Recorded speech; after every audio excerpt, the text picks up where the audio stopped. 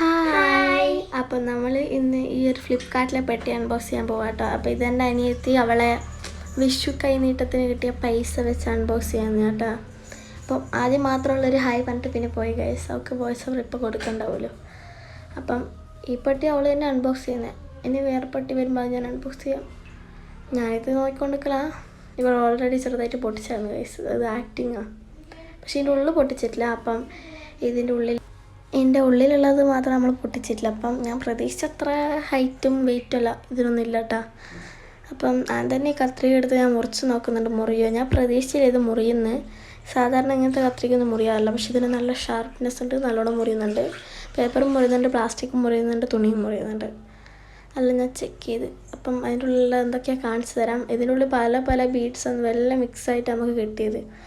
ഇതിൻ്റെ ഉള്ളിൽ ചാംസ്, പിന്നെ ലെറ്റേഴ്സ്, പിന്നെ ഹേർട്ട് ഷേപ്പും സ്റ്റാറിൻ്റെ ഷേപ്പും, പിന്നെ പല പല ചാമും, പിന്നെ പല പല കളറിലുള്ള മുത്തൊക്കെ ആട്ടയിലുള്ളത്. അപ്പം ഇതെല്ലാം വെച്ചിട്ട് എൻ്റെ അനിയത്തി ലാസ്റ്റ് ഉണ്ടാക്കിയൊരു ചെറിയൊരു ബ്രേസ്ലെറ്റിൻ്റെ വീഡിയോ ഞാൻ ഇട്ടത്. ഞാൻ ഉണ്ടാക്കാൻ മറന്നുപോയി ഗൈസ്. ഞാൻ ഉണ്ടാക്കിയതെല്ലാം ഊരിപ്പോയി. അപ്പോൾ ഇതാണ് എൻ്റെ അനിയത്തി ഉണ്ടാക്കിയത്. Bye bye.